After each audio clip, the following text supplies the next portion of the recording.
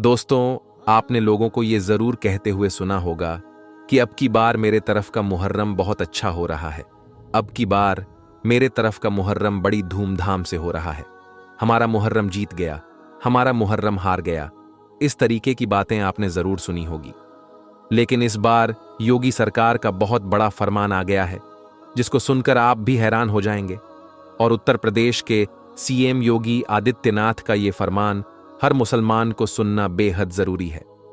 दोस्तों, आज की इस वीडियो में हम आपको बताएंगे कि उत्तर प्रदेश के सीएम योगी आदित्यनाथ ने मुहर्रम में ताजियादारियों के लिए क्या फरमान जारी किया है, और साथ ही साथ हम आपको बताएंगे कि इस्लाम में ताजिया निकालने की शुरुआत कब से हुई, यानी सबसे पहला ताजिया कब बनाया गया था और किसने बनाया था। इसलिए दोस्तों, आज की ये वीडियो आप सभी के लिए बहुत ही खास होने वाली है। आप इस वीडियो को आखिर तक जरूर देखिएगा।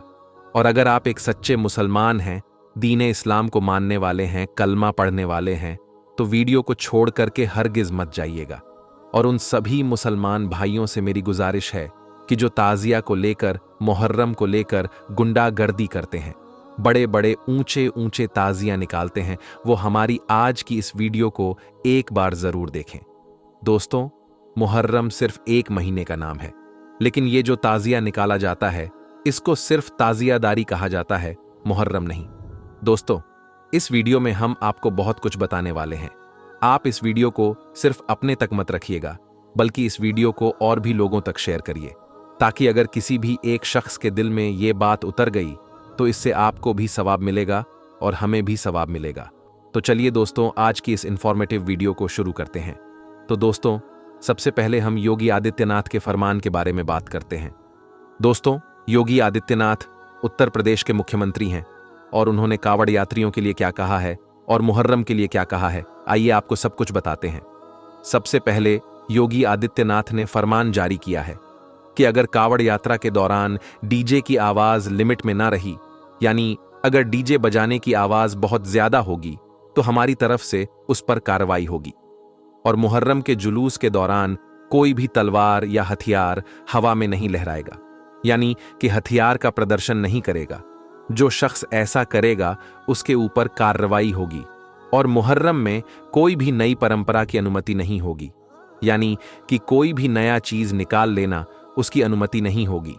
और दूसरों की धार्मिक भावनाओं को आहत नहीं करना है, यानी कि दूसरे धर्म के बारे में कुछ उल्टा सीधा नहीं बोलना है, दूसरे धर्म के बारे में कोई नारेबाजी नहीं करनी है। और जुलूस पर पुलिस की कड़ी निगरानी रहेगी, यानी कि पुलिस की नजर रहेगी।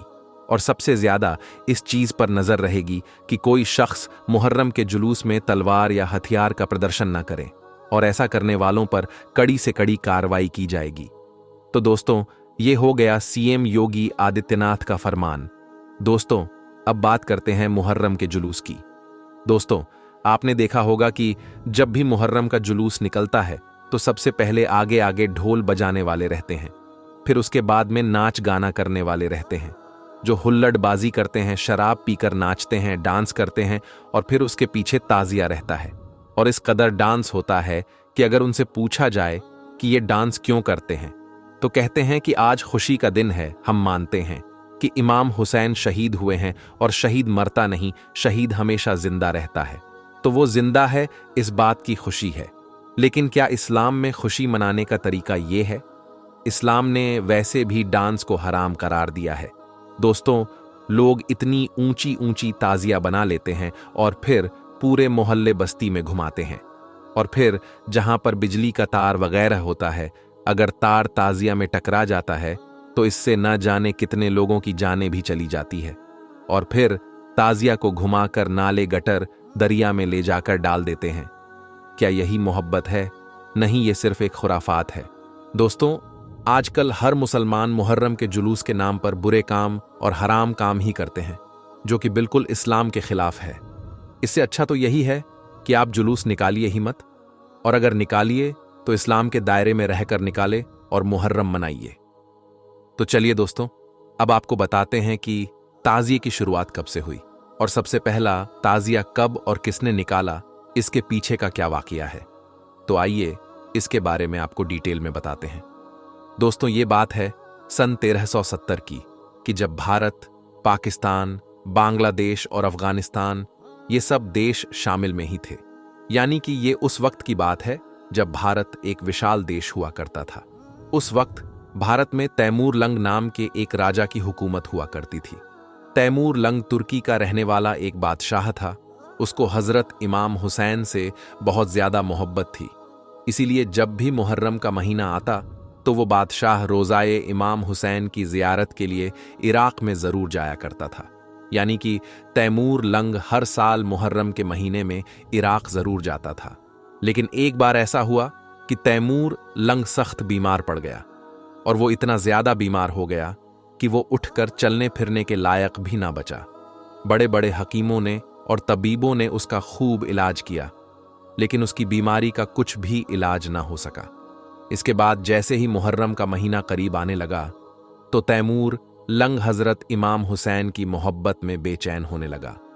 वो इराक जाने के लिए तड़पने लगा, लेकिन इस बार वो इस हालत में नहीं था कि वो रोज़ा इमाम हुसैन की जियारत करने के लिए इराक में जा सके, क्योंकि हकीम और तबीब ने उसको सफ़र के लिए मना कर दिया था। ये देखकर तैमूर लंग अपने बिस्तर पर पड़ा पड़ा परेशान रहने लगा। उस वक्त तैमूर लंग का एक खास मंत्री था जो कि सिया समुदाय से था। वो सबसे खास मंत्रियों में से एक मंत्री था। एक दिन बादशाह तैमूर लंग ने उसको अपने पास में बुलाया और अपनी इस परेशानी के बारे में उसको बताया, और साथ ही उससे कहा कि वो कोई ऐसा रास्ता निकाले कि वो किसी भी तरह से रोज़ाए इमाम हुसैन की जियारत कर सके।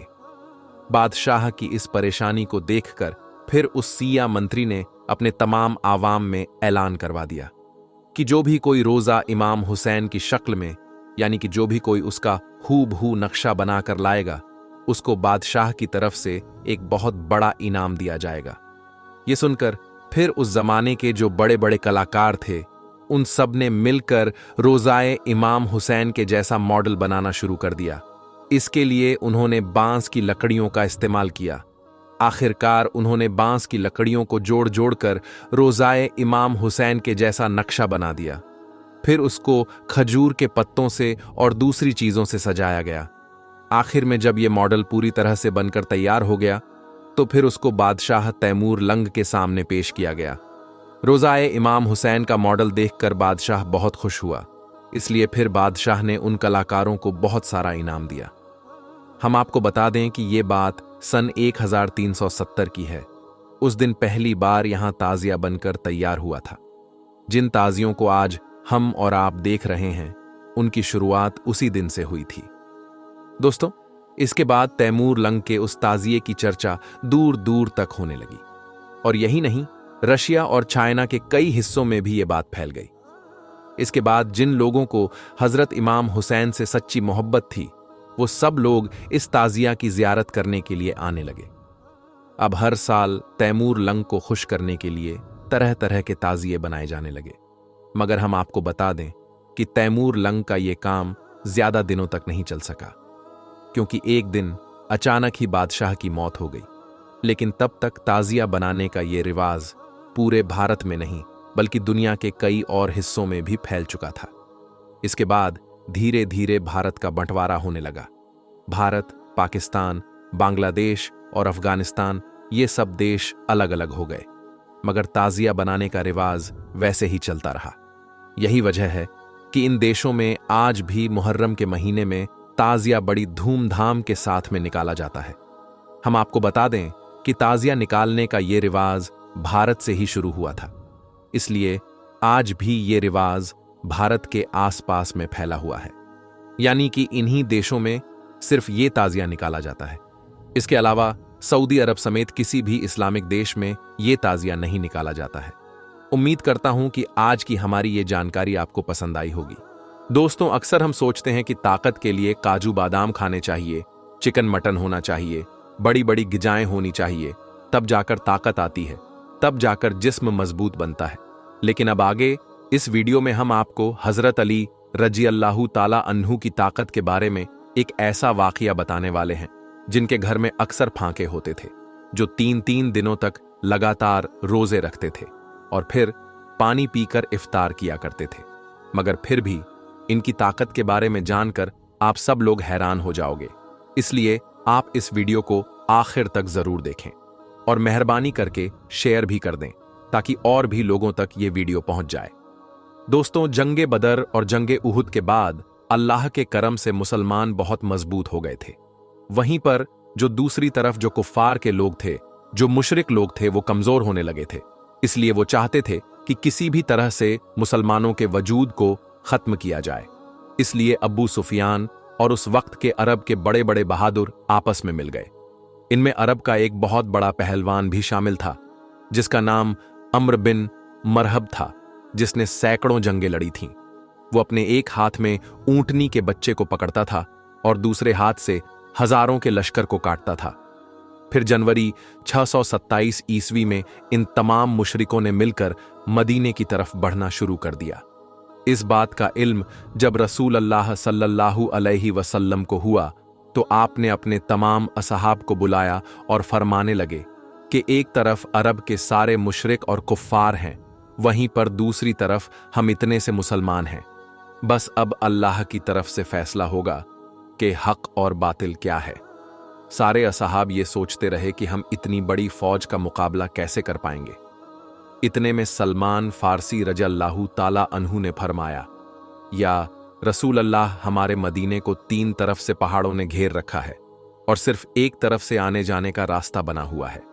अगर हम उस रास्ते पर एक बड़ा सा गड्ढा खोद देते हैं तो फिर कोई कुफ्फार खुले तौर पर मदीना पर हमला नहीं कर सकेंगे। इस बात को सब ने बेहतर समझा और फिर सब लोग खंदक खोदने में लग गए। फिर 6 दिनों तक तमाम मुसलमान लगातार गड्ढा खोदते रहे। बिल आखिर मदीना की हिफाजत के लिए 5.5 किलोमीटर लंबी, 4.5 मीटर गहरी और 9 मीटर चौड़ी एक खंदक खोदी गई। फिर जैसे ही अब्बू सुफियान, अम्र बिन मरहब और अरब के बड़े बड़े बहादुर मदीने के करीब आए तो उन्होंने देखा कि मदीने के बाहर एक बहुत बड़ी खंदक खोदी हुई है। ये देखकर वो हैरान हुए और सोचने लगे, इन लोगों ने आखिर इतनी बड़ी खंदक खोदी कैसे, और अब हम मदीने पर हमला कैसे करेंगे। उसके बाद ये 6 हफ्तों तक मदीने से बाहर बैठे रहे। फिर अम्र बिन मरहब ने कहा कि ये तो मेरी तौहीन है। इतना कहते हुए उसने अपने घोड़े को खंदक में उतार दिया और जैसे तैसे करके उसने खंदक को पार किया और मदीना में पहुंच गया। फिर चीख चीख कर कहने लगा, ऐ मुसलमानों, झूठे खुदा के दावे करने वालों, अगर हिम्मत है तो आकर मुझसे लड़ो या फिर मेरे हाथों मर जाओ। ये सुनकर सारे मुसलमानों ने अपनी नजरें झुका लीं और खामोश हो गए।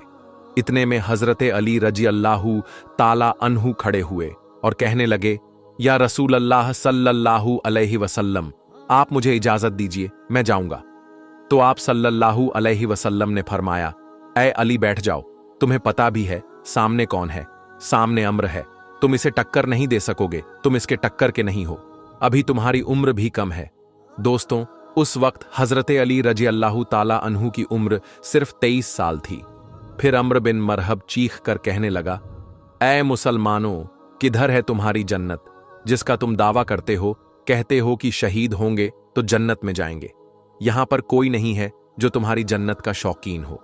मुसलमानों में बड़े बड़े बहादुर और पहलवान भी बैठे हुए थे, जिनमें उम्र तलहा जैसे बहादुर भी थे, मगर सब के सब खामोश हो गए। इतने में हजरते अली फिर से उठे और कहने लगे, या रसूल अल्लाह सल्लल्लाहु अलैहि वसल्लम, आप मुझे इजाजत दीजिए, इस जालिम का मैं मुंह बंद करूंगा। तो आप सल्लल्लाहु अलैहि वसल्लम फिर से कहने लगे, ऐ अली बैठ जाओ, तुम्हें दिखता नहीं सामने अम्र है। फिर रसूल खुदा सल्लल्लाहु अलैहि वसल्लम ने फरमाया कि कौन है जो इस काफिर का मुंह बंद कराएगा। तो ये सुनकर सब ने अपनी अपनी नजरें झुका ली और कहने लगे, या रसूल अल्लाह सल्लल्लाहु अलैहि वसल्लम, सामने अम्र बिन मरहब है जो एक हाथ में ऊंटनी के बच्चे को पकड़ता है और एक हाथ से हजारों के लश्करों को काटता है। इस जालिम से कौन लड़ेगा। इतने में हजरत अली रज़ियल्लाहु ताला अन्हो ने तीसरी मर्तबा अपना हाथ उठाया और कहने लगे, ऐ मेरे आका, मुझे आप इजाजत दें, मैं इस काफिर का मुंह बंद करूंगा। तो तीसरी मर्तबा रसूल खुदा सल्लल्लाहु अलैहि वसल्लम ने हजरत अली को जाने की इजाजत दे दी। इजाजत मिलते ही हजरत अली रज़ियल्लाहु ताला अन्हो एक हाथ में ढाल और एक हाथ में तलवार लेकर अम्र बिन मरहब के सामने पहुंच गए। अम्र बिन मरहब का पूरा जिस्म लोहे से ढका हुआ होता था, यानी कि उसके कपड़े पूरे लोहे से बने हुए होते थे, यहां तक कि उसकी टोपी भी लोहे की होती थी। मरहब अपने सामने हजरत अली को देखकर कहने लगा कि तुम कौन हो और यहां पर क्यों मरने आए हो? तो ये सुनकर हजरत अली रज़ियल्लाहु ताला अन्हु ने कहा, मैं हैदर कर्रार हूं, मेरी मां ने मेरा नाम हैदर रखा है। दोस्तों, हैदर कहा जाता है एक माहिर शेर को, और कर्रार कहा जाता है पलट पलट कर हमला करने वाले को। इसलिए आपका लक़ब हैदर कर्रार था, यानी पलट पलट कर वार करने वाला शेर। अम्र बिन मरहब फिर से कहने लगा, जैसे तू आया है वैसे ही वापस चला जा, मैं बच्चे को मारना नहीं चाहता। हजरत अली रज़ियल्लाहु ताला अन्हु ने फरमाया, मगर मैं तो तुझे मारना चाहता हूं। तो यह सुनकर उसको गुस्सा चढ़ गया और उसने आगे बढ़कर वार कर दिया। हजरत अली ने उसके वार को अपनी ढाल पर रोका, फिर उसने आप पर 3 वार किए, आपने उसके तीनों ही वारों को रोक लिया। फिर उसने हजरत अली पर एक जोरदार वार किया, जिससे आपकी ढाल के 2 टुकड़े हो गए और उसकी तलवार जाकर आपके कंधे पर लगी, यानी कि आपका कंधा जख्मी हो गया। अब हजरत अली हैदर कर्रार बने, यानी कि पलट पलट कर हमला करने वाले बने। आपने पलटकर अम्र बिन मरहब पर एक ऐसा वार किया जिसने मरहब की ढाल को तोड़ दिया। फिर आपकी तलवार जाकर सीधा मरहब के कंधे पर लगी। मरहब के लोहे के कपड़ों को चीरती हुई आपकी तलवार ऊपर से लेकर नीचे तक आ गई, यानी कि आपकी तलवार ने जिस्म को 2 हिस्सों में चीर दिया। फिर उसकी लाश पर अपना पांव रखकर कहने लगे, तू मुझसे क्या मुकाबला करेगा? तू है पत्थर का पुजारी और मैं हूं रब्बे मोहम्मद का गुलाम। दोस्तों, इस वाक़ये के बाद जब वक्त आया कि हजरत मोहम्मद सल्लल्लाहु अलैहि वसल्लम अपने कुछ सहाबा इकराम के साथ यहूदियों के बड़े किले पर पहुंचे। यहूदी उस किले में रहकर मुसलमानों के खिलाफ साजिश रचा करते थे। आपका काफिला यहूदियों के किले के पास 7 दिनों तक रुका रहा।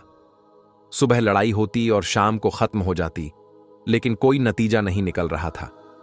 यह देखकर अल्लाह के रसूल सल्लल्लाहु अलैहि वसल्लम ने अगले दिन अपने सारे असहाब को जमा किया और इरशाद फरमाया कि कल की सुबह मैं ये इस्लामी परचम उसके हाथ में दूंगा जिसे अल्लाह और अल्लाह के रसूल खूब मोहब्बत करते हैं, और वो भी अल्लाह और उसके रसूल से खूब मोहब्बत करता है। ये सुनकर सारे सहाबा इकराम रात भर सो न सके। वो इसी सोच में थे कि सुबह ये इस्लामी परचम किसके हाथों में होगा। उसके बाद सुबह हुई, सबके सब जमा हुए। रसूल खुदा सल्लल्लाहु अलैहि वसल्लम ने मज़मे पर एक नज़र डाली।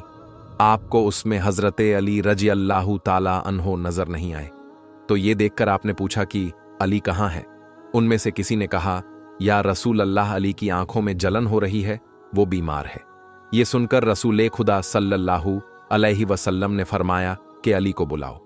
फिर हज़रत अली रज़ियल्लाहु ताला अन्हु उसी हालत में रसूल खुदा के पास आए। उस वक्त आपको तेज बुखार था। ये देखकर अल्लाह के नबी ने अपना लुआब मुबारक हज़रत अली के आंखों पर लगाया और फिर इस्लामी झंडा हज़रत अली के हाथों में थमा दिया और फरमाने लगे, ए अली जाओ, अल्लाह और उसके रसूल तुम्हारे हाथ फतह रखे। दोस्तों, उसके बाद हज़रत अली उसी हालत में इस्लामी झंडा लेकर यहूदियों के किले की तरफ चल देते हैं। साहबा इकराम रज़ियल्लाहु ताला अन्हु जब हज़रत अली को देखते हैं तो उनमें भी जोश भर आता है। हज़रत अली जैसे ही यहूदियों के किले के पास पहुंचे तो आपने देखा कि उस किले का जो मेन दरवाज़ा है वो बहुत बड़ा है और वो बंद है, जिसको 70 लोग मिलकर बंद किया करते थे। हज़रत अली रज़ियल्लाहु ताला अन्हु ने फिर एक हाथ से तलवार चलाना शुरू कर दी और एक हाथ से उस दरवाजे को हिलाया और उखाड़ लिया और सहाबा इकराम से कहने लगे कि आप सब किले के अंदर दाखिल हो जाओ। फिर हज़रत अली एक हाथ से उस वक्त तक दरवाजे को उठाए रखा जब तक कि तकरीबन 600 सहाबा इकराम किले के अंदर दाखिल न हुए। फिर जब सारे सहाबा इकराम किले के अंदर दाखिल हो गए तो फिर हज़रत अली ने उस दरवाजे को इतनी जोर से दूर फेंका कि वो कई गज दूर जाकर गिरा।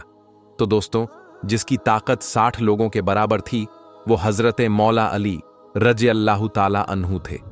इसलिए तो हम अपने बच्चों को ये सिखाते हैं कि कभी कोई वजन चीज ना उठे तो या अली कहकर उठा लिया करो, क्योंकि या अली कहने से बाजू तुम्हारे होंगे मगर कुव्वत हैदरी तुम पर आ जाएगी। दोस्तों, उम्मीद है कि आपको आज का ये वाक़या बहुत पसंद आया होगा। इस वाक्य को अपने दोस्तों में शेयर जरूर करें, क्योंकि हदीस पाक में वाजह तौर पर यह बताई गई है कि दीन इस्लाम की बातों को दूसरों तक पहुंचाना सदकाए जारियां है, और आपके इस नेक काम से बहुत सारे लोगों को अच्छी बातें मालूम हो जाएगी। तो इसलिए इस वीडियो को शेयर करके इस नेक काम में हिस्सा जरूर लें। हम मिलेंगे आपको अगली वीडियो में। तब तक के लिए अल्लाह हाफिज।